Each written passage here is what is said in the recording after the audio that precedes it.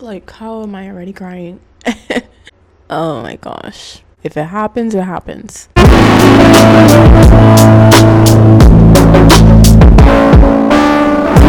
Hello everyone, my name is Shay and welcome to my channel, A Word with Shay, where I share spoken word, Jesus, and faith. And today is a very interesting video because it is the first video that I am making on this channel. I do have a secondary channel called Don't Leave Them Alone that is geared toward helping people who have experienced childhood sexual trauma. I've also shared my testimony as a victim and how I am healing and the different things that the Lord has showed me through this experience and process. But this channel is geared more toward my creative side, sharing poetry, vlogs, day in my life. So I had been going back and forth contemplating which video I should post first on this channel, and I settled on telling another part of my testimony because I feel like in my life I've had two major events that were really dramatic and really made me stop and contemplate my walk with God and my relationship with Him. Like I mentioned before, I shared the first one on my other channel, which was being a victim of childhood sexual abuse. And so on this channel, I am going to be sharing my abortion story. And a lot of people don't know about my abortion. I don't really talk about it. I haven't really talked about it. I've told a lot of my close family members and friends, but I've actually never sat down and shared the story and my thought process and the feelings and the things that was running through my mind during that time. And the last thing that I want to do is post on this channel all of the happy times and the blessings and the amazing projects that I'm working on and have you all thinking that that is the whole piece of the puzzle or that's the whole picture, because it's not. I don't want anyone to think that I am a perfect person, that I am this model Christian citizen, that I don't make mistakes. But I want to show the world that I am an imperfect person that needs a perfect person to come and save me, and his name is Jesus Christ. And so just to get into the story, I met this guy and we started dating, and I will be honest, during that point in my life, I had kind of given up on God. I was trying to make sense of my life, but everything was just not going right in my life. I was in a living situation that I hated. I just felt like I was just so behind. I just felt like everybody's life was so much more progressive than mine. People were getting engaged, people were getting married, people were having families, people were getting new jobs, and I just was not happy with my life. I wasn't happy with my finances. I wasn't happy with my job. I just wasn't happy with a lot of things. That led me to trying to find fulfillment with guys. If I could just find someone who can give me attention, who can fill in these empty spaces in my life, I would be fine. There was a part of me that knew that a man or anything that I tried to put in the place of God would not fulfill me. But when you're in those type of head spaces and that emotional state, you just want something. Even if it's temporary, even if it's not going to fulfill you, it's going to do something in that moment. I met this guy and we had started talking and hanging out, and very quickly I knew in my spirit that this was not the man that God had for me. This isn't bashing anyone at all. I believe that God has us all on different paths, and at the end of the day, that is still God's son. But I just knew very quickly that he did not show the fruits of a man that could lead a family or lead a church, or his relationship with God was not where it was supposed to be. There was a part of me that, even though I knew that this was a messy situation and that he was not the man that God had for me, there was a little inkling in me that was like, okay, I can change him. I can show him the way. Mind you, I'm still living in my sin. All right. So how am I going to show the love of God and the love of Christ? And I'm doing the same thing that he's doing, But yeah, that was just my thought process, because I was just trying to find any old reason to kind of justify this relationship and what I was doing. And so yes, we began talking, and very quickly we were just very on and off. Because although I was hanging out with him and doing things that I had no business doing, I still wanted to try. And so I would make excuses, I would forgive him, I would, just try to see, like, again, just trying to be that savior in his life. I also knew that I wasn't going to stay around for foolishness. If you're not being serious, if you're playing with me, if you're playing with my time, even though I want us to at least have something, I'm not going to stay and be mistreated. I still found myself going back because I didn't want to be alone. I wanted to be fulfilled. And so there was just this endless cycle of us being together and then not being together. But after all of the back and forth, there was a time where I just mustered up the courage to just say, I'm gonna leave. I'm not gonna continue doing this with you. And so I got the courage and I blocked him, and we hadn't been talking for a long time. But a month later, I'm looking for my period. My period doesn't come, and I had a doctor's appointment for, my feminine health care scheduled. And so after I had not seen my period, I didn't take a pregnancy test or anything, but when I went to the doctor and they tested my urine for diseases and things like that, that is when they found out that I was pregnant. The moment when my doctor told me, it was kind of like I had an inkling. Obviously, I hadn't seen my period that whole week, and I kind of just knew, but I didn't want to come to terms with it yet. I didn't want to take a pregnancy test to bring it to reality. And so when she told me, it was kind of like she was confirming things that I already knew, but there was still a level of shock, like, wow, it is true. And so my mind immediately went to having an abortion. And looking back, I knew that I didn't really want to have one, but because of the circumstances, because I knew that my child would not grow up with a father, that they would not grow up with the resources that I have always pictured for my child to have, I just felt like that was the thing to do. And I think that culture definitely influenced that decision as well. And I'm not sitting here and blaming anybody but me. I mean, I made the decision to do what I did. But, when you get online, you just hear about people saying, oh, you're pregnant, just get an abortion. Or you don't want to keep the baby, you don't have to keep the baby if you don't want to. It's kind of like a convenience thing, like this thing happened, so you can just do this and all of your problems will go away. And so I was kind of influenced with that. And like I said, my relationship with God was kind of non-existent. Even in hard decisions and hard places, I still used to ask God for advice. I still used to run back to him in those moments. But in that time, it was like I kind of knew what he would say. Like, obviously, if you ask God, hey God, what should I do in this abortion clinic right now? Obviously, you know his answer. And so at that point, I had kind of just shut out everything. I'd shut out God. I shut out just making godly decisions and godly judgment, and just shut out the things that I knew that I was supposed to do. I just felt like, looking back, I was a zombie.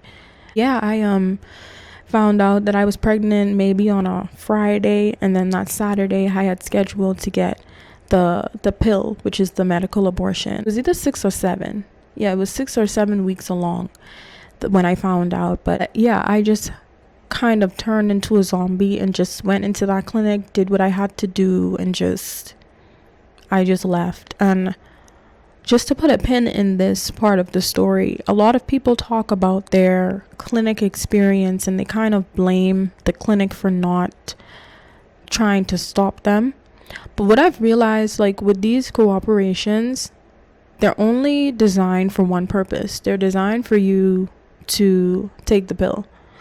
There's not going to be anybody in there telling you shouldn't do it. I mean, sometimes God sends people to you to help you along and to bring you a word. But in terms of the actual workers there, nobody is going to try to stop you. These are what these businesses are built on. And I could even remember doing the ultrasound, and the nurse was like, it's just a little rice sized fetus. It's just a rice-sized fetus. It's nothing. It's real small. And it was just very like, this is just how it is. This is just, everybody does this. This is healthcare. And there wasn't really anybody pouring into me. And looking back, I didn't expect anybody to. Like, that should not be the expectation going into these places, that people are going to be encouraging you to keep your baby, because that's their purpose. That is their purpose. And so, yeah, I did what I thought that I had to do, took the pill, and it was all done. And I haven't spoken to the guy after that. We had a little spat after, because I told him, I told him I was pregnant, just to backtrack, to give you the timeline. I told him I was pregnant, and his response was just it was just so hurtful. I don't even want to get into it, but it was just so hurtful. And, he gave me the money to go to the clinic and everything. And after that, I haven't spoken to him since. And in terms of the aftermath of all of this, looking back on the whole experience, there was never a point in time where I felt, okay, I can just do this and everything will be okay. I did not want to go through with what I did, but I do believe that there were a lot of factors that influenced me and pushed me to making the decision. Like I said, not having the best relationship with God, knowing that my child would grow up without a father, knowing that I didn't have any resources and finances to support a child, not wanting to deal with the guilt and the shame, the chatter from people, family members and church members. I didn't want to deal with the embarrassment. So it was a lot of things that pushed me. And I think the most major one was just knowing that if I was a single parent, my child would have to go into daycare or be watched by people who I didn't know. And if you know anything about childhood sexual abuse, most of it happens with family members, with people that you don't know, that people that you may hire to watch your kids. And so I just didn't want my child to grow up being another statistic. I didn't want them growing up, turning out horrible and having to deal with situations because of the decisions that I made. And I know now that a lot of that is just hypothetical, and that the Lord, He protects and He restores everything. So we shouldn't approach our life with that mindset. But I'm just trying to paint the picture that everybody who decides to go through with something like this, that it's not coming from a place of, oh, I'm just going to do this and everything will be fine. Some of us really believe that we're doing something noble, though that is wrong. That's a very wrong way to think. I just don't want us to get in the habit of thinking that abortion is this lighthearted thing. I truly hate how culture has made it to be just this amazing thing that we can glorify and sing about in songs, and it's nothing to laugh about because we're talking about children. I know that there are a lot of debates out there saying that it's a clump of cells and it's just a seed, but if you're a believer and if you truly understand and know the character of God, you know that a seed isn't just a seed with God. You know that if God was to give you a seed right now in the palm of your hands, you would treat it with the utmost care. You would put that in a glass case, because we know that when the Lord gives us a seed, it's not just a seed.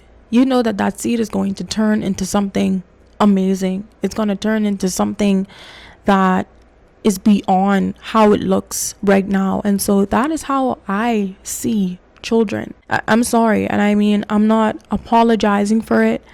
I don't care if I get hate. I don't care if I get pushback. I hate that we've turned this thing into just a decision that you can make, just a convenience that you can partake in, because it comes with so much.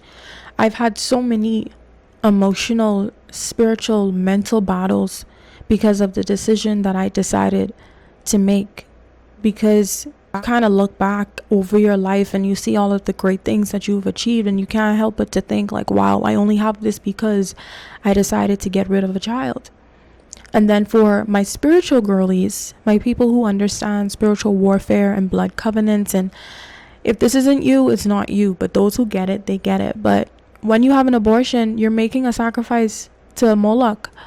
And although I know that my child is in heaven right now because they are innocent blood, I still made a pact with Satan. I still made a blood covenant with Satan because I sacrificed my child, and I had to go through deliverance, and I'm still going through deliverance to break those. But with all of the aftermath and the guilt and the shame that I've battled with, I think the Lord brought me to a place of healing when he had me watch a video from, I think her name is Johanna. She talked about her testimony with abortion, and she said something so poignant. Abortion is murder. To murder someone, that's your life. Because you took someone's life, your life should be taken. And my life should have been taken because I took the life of an innocent child. But the Lord told her when Jesus died on the cross that he was the sacrifice. He was the life that was taken for the life that I took. I should have been on the cross for the sin that I did. But the Lord already paid the price, and that kind of just freed me because I just felt like I could be forgiven and I could work my way out of every other sin. But this one was like, wow, but I don't deserve it. But the Lord had to show me through her and her testimony and what she said, that the life that I'm looking to lose to atone for the sin and for the murder that I committed was already given when Jesus died on the cross. And so that really just set me on a new journey of healing. I can't say that I don't still struggle. I can't say that I don't get these feelings of regret and that the enemy doesn't tempt me with just feeling depressed and feeling that, wow, my life could have been so different. It's definitely a process, but I am working every day to just not be ashamed of what I went through, to tell my story, and to also help people who have been going through what I've been going through. And so I guess my closing is just that if you are thinking of getting an abortion, please do not get one. It's not as easy and it's not as convenient as the world makes it out to be. If you are a person who's in a relationship or you're involved with someone and you guys are having premarital sex and you're fornicating, please do not put yourself in a position where you can get pregnant, because it's tough. It's tough both ways, dealing with the regret or dealing with a child who is going to grow up without two parents in the house. So if you can avoid it, please, I just urge you, avoid it with all costs, please. And I understand that sometimes people get pregnant in unfavorable conditions. Maybe they were assaulted. I completely understand, but I feel as if people who have not experienced it for themselves should stop speaking for people who have experienced it, because there are some people who have come forward and said, yes, I was assaulted, but I still chose to have my child because the sins of that child's father does not have anything to do with that child. And so I just think that a lot of people who are victims, a lot of people who have had to make the decision for themselves should come forward and be the voice. And so just to wrap up the video, yeah, I am on a journey of healing. So yes, this is probably one of the toughest parts of my life and parts of my testimony that I'm still dealing with, but every day I'm just working to accept God's love, because it's so hard. It is so hard to accept it because I've just done something so horrible. I've just sinned so bad, but like the Lord continues to share his love. He continues to let me know that even though I made that decision, he still loves me and that he still will use me and that there's still purpose. And so, yeah, I'm working to believe that truth. I'm working to believe his word over the opinions of others. I'm working to just believe and understand who he has called me to be and receive his love and not feel like I have to earn it and work for it. And so, yeah, that is my testimony, and I hope that it has blessed and opened up you guys' eyes and really just let you into another part of my life so that you can understand me for me. And so, as always, please like and subscribe, comment, share your thoughts. Stay tuned to what I am doing on this channel. I don't really know what I'm gonna do with it, but we will see. But thank you so much for joining me for my testimony, and I will see you all in the next video.